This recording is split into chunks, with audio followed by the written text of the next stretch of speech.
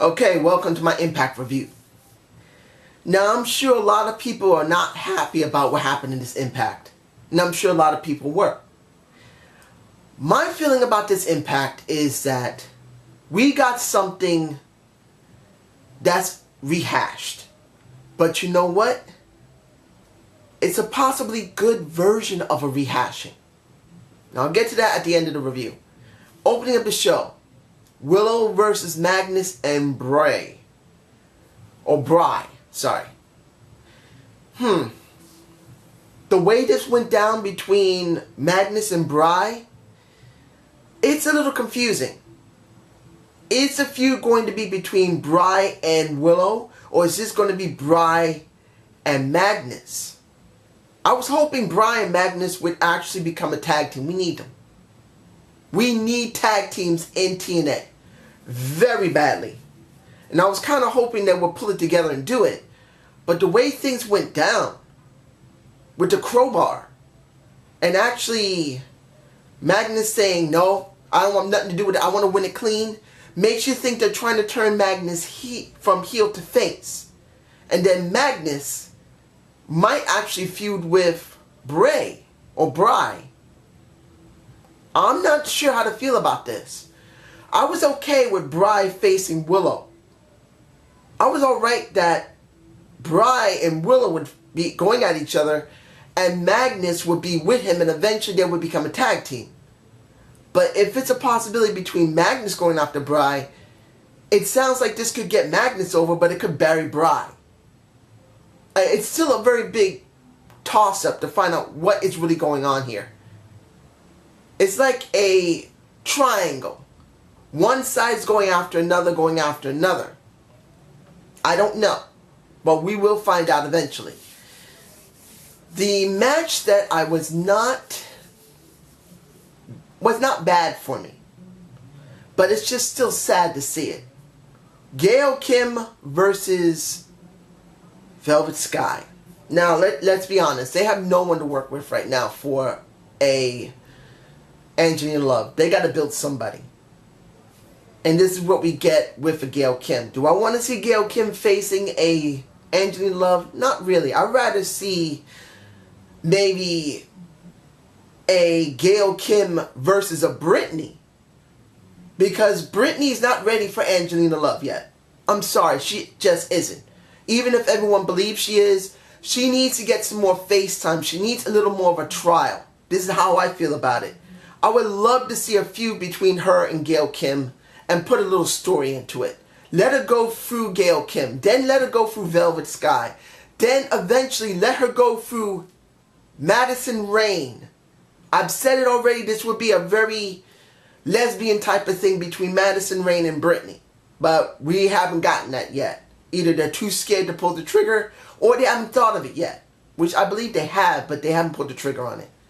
In the end, Gail Kim wins her match against Velvet Sky.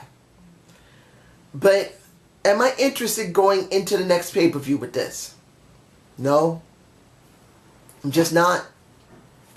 But I am glad to see that at least they're trying to put some effort into the women. I said the women would either become more sexually driven or more hardcore.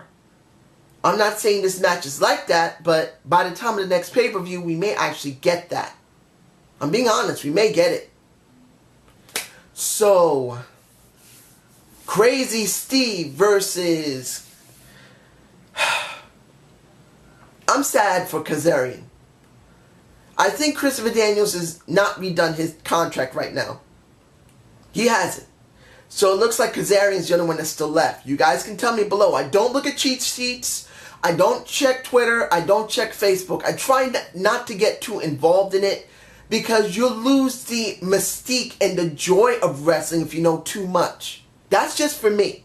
Anyone else, you can tell me how much you love knowing every square inch of wrestling and every form of it. But if I start going that deep into it, for me, I will lose interest in wrestling 100%. And I know it. I've done that with things. So I like to keep it bare minimum. Know just enough that will keep my interest and give me some good perspective. But I do believe I'm sorry for Kazarian. But in a sense, Kazarian's getting paid. He's getting on TV. He's being seen. But this, look, I know people don't like the menagerie. It's like a bite off the Wyatts or Adam Rose. Yes, it's really a bite off of Adam Rose. It is.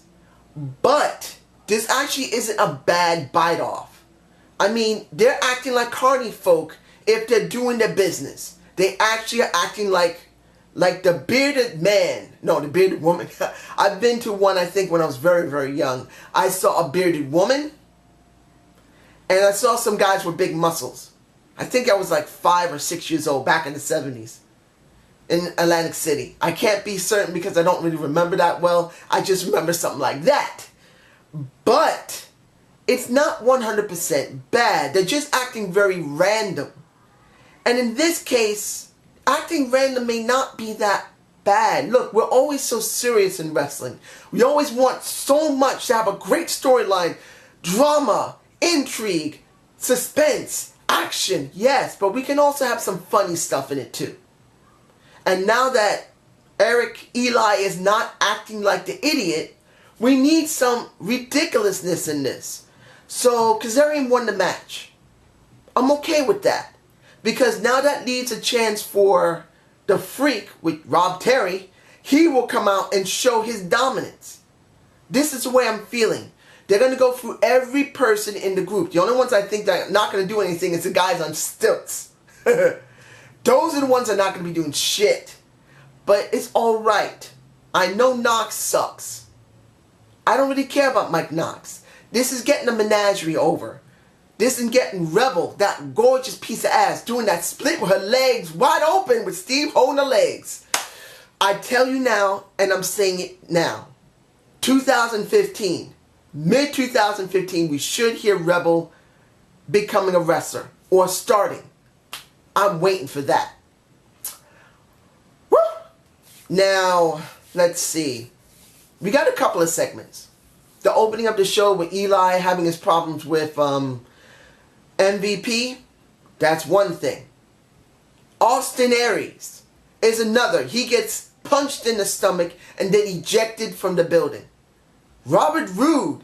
Hell, Robert Roode is now suspended indefinitely. Possibly he didn't renew his contract.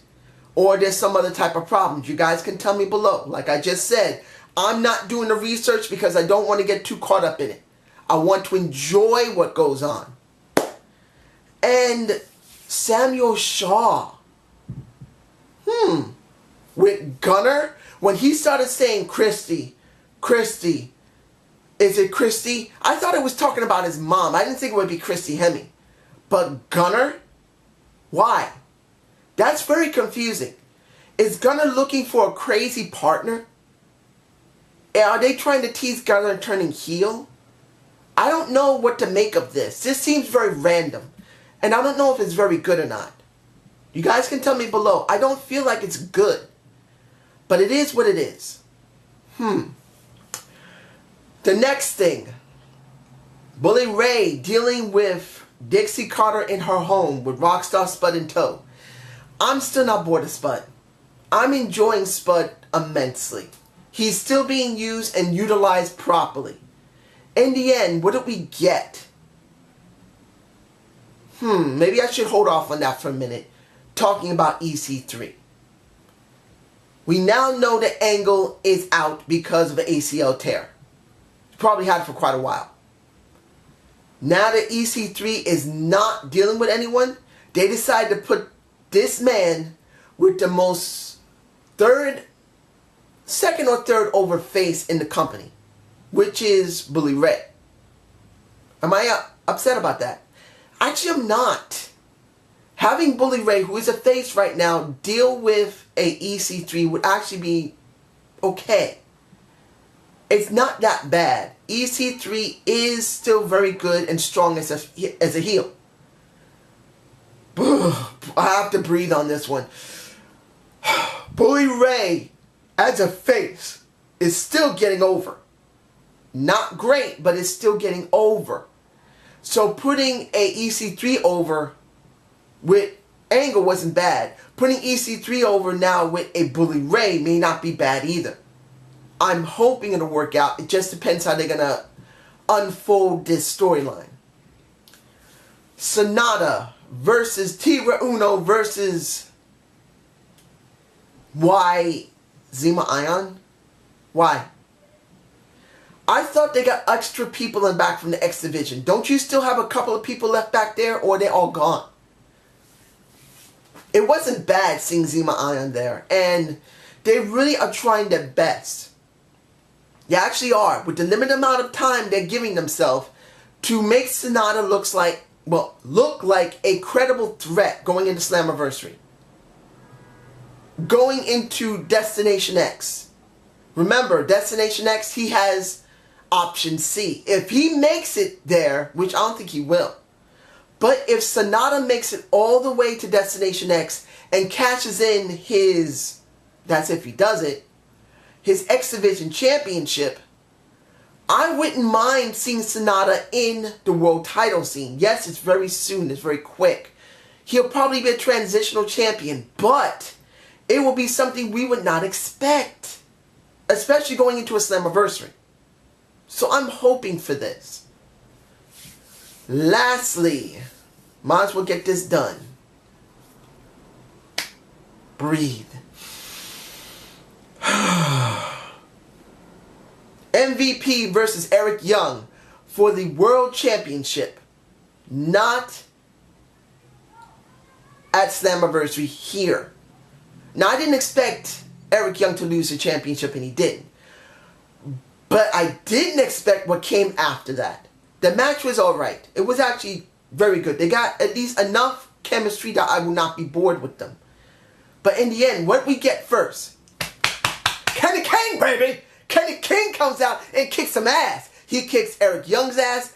Then when MVP said, turn this match back on, light this match back up, I want to win this championship, and Brian Hefner says, no, I'm not doing it, I'm the ref. Kenny King knocks his ass out. I'm alright with that. Because I thought, well, if Kenny King's doing this, maybe he's going to work with an MVP. He needs that type of rub. I said before that Kenny King was going to get into the main title scene. He needs to be. So this was the catalyst for it. But then we got a Bobby Lashley running out that looked like he was going to protect Eric Young.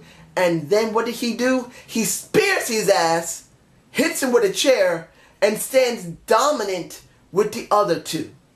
I'm officially calling these three, forgive me, this is epic, the triple threat. I could call them the Black Evolution, but that just doesn't sound right. I will call them the triple threat. Hashtag the triple threat of TNA. Honestly, as much as this is a bite off of Evolution, and I know it is, and I said this in the very beginning of this review, yes, a lot of stuff is rehashing, but could still go down well. When was the last time we got a black faction in any promotion that is major across the country and is seen by millions? Tell me below. Tell me below. What did we get? When was the last time we got anything other than the Nation? You see how excited I am. The Nation of Domination was the closest we've had to a black faction. I mean, not the closest. It was. Since then, I have not seen any black factions. I've seen some black tag teams, and they get to a certain point, but not in a major storyline. I'm sorry. When we had R-Truth and Kofi Kingston, they may have been the tag team champions, but they weren't in a major storyline. When R-Truth turned heel and beat the shit out of a John Morrison and was smoking his ass off in an arena in UK, we didn't get him in a major storyline. Maybe he was seen with a John Cena, but it was never in a major storyline more than just maybe one match. This is three black wrestlers. MVP is the experienced one. Bobby Lashley as the monster. In other words, the animal. And we got the newcomer, the one who's the future of professional wrestling. That's Kenny King, baby. This is what we get. We get a rehashing from something that is from WWE.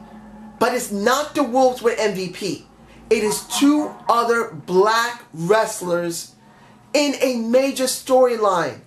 If you look past the bite off, you will see that this is very rare. In actuality, it's good to see. Now the question will be, will they structure this? If TNA blows this, they blew when it came to, it's giving me a headache. When Aces and A came out first, it was different. We loved it. We admired it. And then they blew the pooch on it. Now we have three black wrestlers working together as a team in a major storyline. The major storyline. If TNA blows the pooch on this, they're going to lose a major share of their people. There's going to be a lot of people that's going to tune in because of this. And if anyone says, well, this sucks, this is evolution, who cares? You're not looking past how important this is. It's been almost at least nearly 20 years. I say 16 to 18 years at least since we had a black faction in any promotion. Take this YWC. Take this IWC. Pull it in. Embrace it. If you do, they will come. If you've seen, oh man, I can't really think of it. Angels in the Outfield, whatever, I don't care. Whatever it is, I can't remember what Kevin Costner right now, but he said it cleanly. If you build it, they will come. Build this properly, TNA, and the crowds will come in. We do not see black factions in a wrestling promotion that is nationally seen. And the internet does not count. If they build this right, most of the crap that went on during the night that sucked will be completely offset by this. This is actually a very good thing. So I hope you enjoyed the Zane view. Please give me a comment below what you believe. Please tell me, honestly, if you hate this or if you like this. I'll be surprised if you don't like this. This is something 100% different. If MVP came out with the Wolves, this would be a bite off of Evolution 100%. Didn't matter if MVP is ethnic or not. But having three ethnic men, black in this respect. Well, if I remember, MVP is also Cuban, I believe. But it doesn't matter, it's ethnic. It means something entirely different. And I commend TNA for doing this. Peace out!